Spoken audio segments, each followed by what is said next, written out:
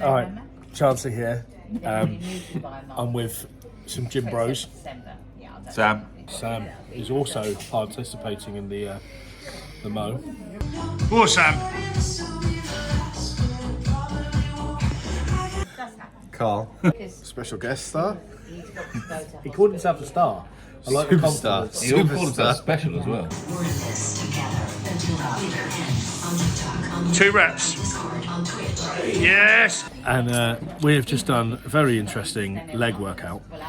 And it's interesting because it's legs, and legs are not enjoyable. They're not enjoyable. No. Circular argument, Chancey. That doesn't hold up at all.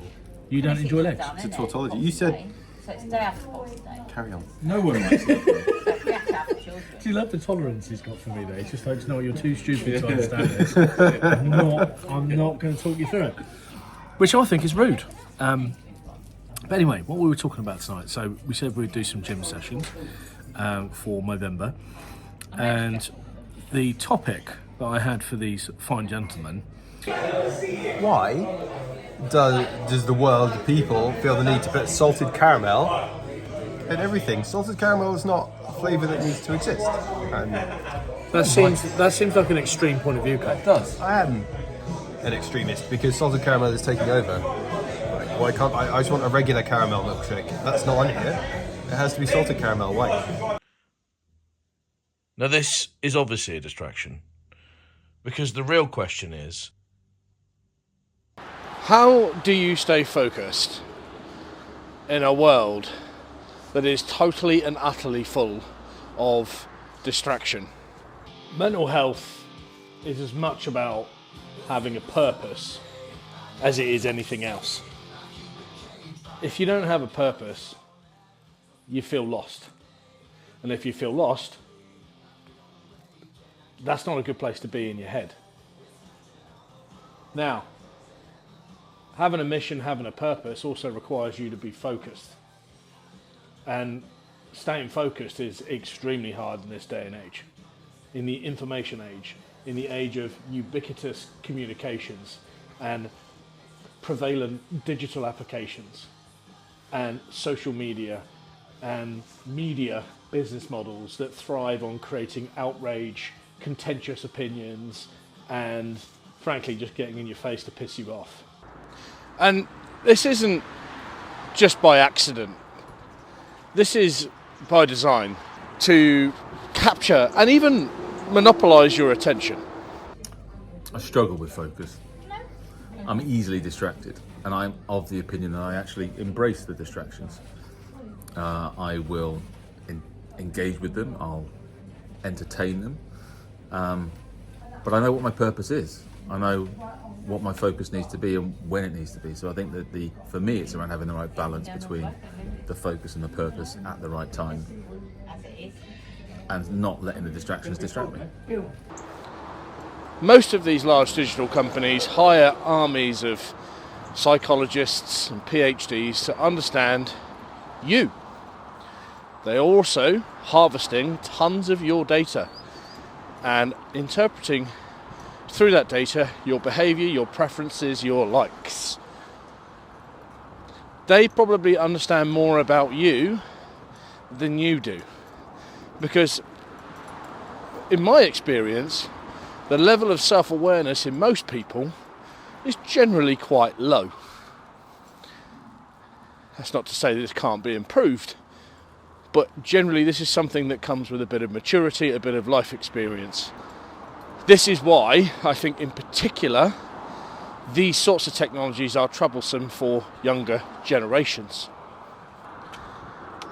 We know we have state actors that are using a lot of these technologies to make you think the way that they want you to think. We also know that the traditional media industry, which has been undermined by a lot of these digital technologies, has figured out that they have to get on board with this. So even the traditional media outlets are optimizing their stories for outrage. Things don't generally make me angry or insane, but recently I've felt a call, like being hatred and angry and being outraged by things. I don't like it. And what's been doing that to you? What's been pulling you into that feeling? It's like the constant assault and the barrage, even in the regular press. I don't do much on social media. I left all that after a lot of the nonsense from a few years ago, and now it just feels like it's even in the regular, it's in the mainstream Media. everything there is just, we're doomed. The world is a horrible place. There are horrible people out to get you, get your children. Like, It's how they want, but that's how they want you to feel. it Right? drives engagement. Yeah. So shutting it off, letting it go, I think is a way, not necessarily the only way. It's tough. It's a big challenge. I think it's an existential challenge. Because we know that outrage drives engagement. I won't go into this in any more depth because then we'll end up getting into all sorts of debates about whether technology is a good thing or a bad thing. That's another video. This is more around how you can actually take control of your life and stay focused on what it is you want to do. Broadly, the framework that I use for this is quite simple. You need to bucket the world up into things that you can control, the things you can influence, and the things that you can't control. Just focus on your life. Make sure your room's tidy.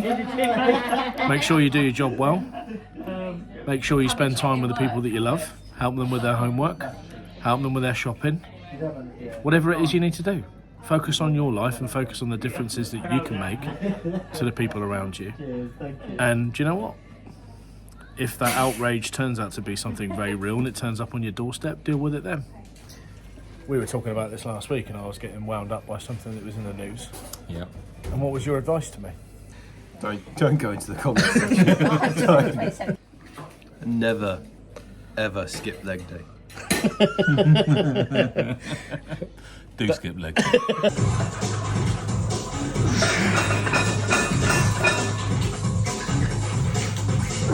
Nice chances.